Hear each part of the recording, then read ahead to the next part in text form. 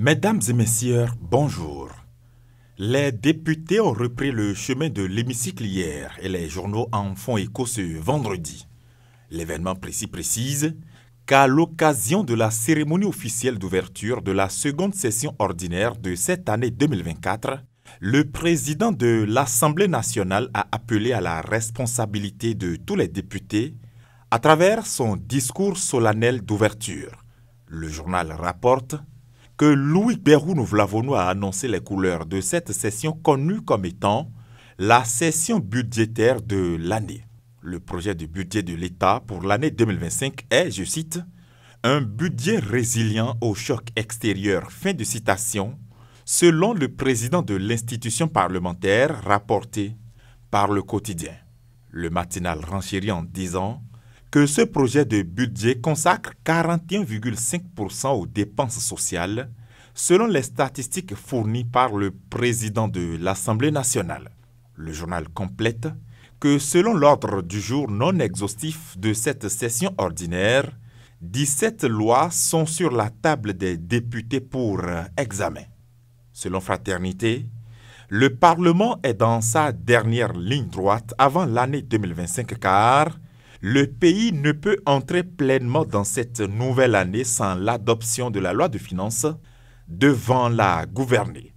Dans ces grandes lignes, explique mon confrère, le projet de budget de l'État pour la gestion 2025 soumis à l'appréciation des députés s'établit à 3 551,005 milliards de nos francs CFA, donc en hausse de 11% par rapport à 2024, et postule une croissance de 6,8% en lien avec les performances attendues dans le secteur agricole et l'expansion du tissu industriel, le secteur portuaire et le tourisme. La tribune de la capitale de préciser que les députés disposent de 3 mois pour s'adonner à ces intenses activités que sont l'examen et l'adoption de la loi de finances et l'examen de plusieurs autres initiatives législatives qui se trouvent dans les casiers du Parlement en ce moment.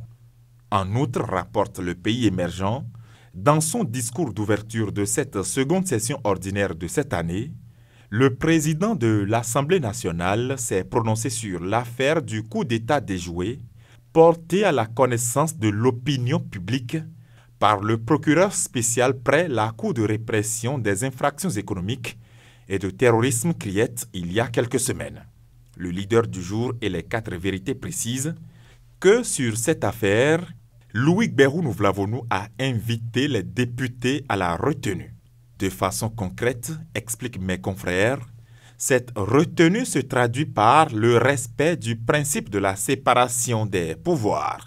Nord-Sud quotidien de renchérit en disant que le président Vlavonou a appelé ses collègues députés à éviter toute ingérence, d'autant que l'affaire reste pendante devant la justice. Dans un tel contexte, rapporte Bénin Intelligent, l'autorité parlementaire a continué en prônant l'amour. Parlons sport pour finir avec Matin Libre qui évoque le classement FIFA du mois d'octobre 2024 et rapporte que sur le plan continental, le Bénin a perdu 3 places au classement. De la 18e loge, explique le journal, le Bénin se retrouve à la 21e place et quitte ainsi le top 20 des meilleures nations africaines de football. Le journal d'en conclure que la sélection nationale est en chute libre dans le classement FIFA. Fin de cette revue de presse. À bientôt.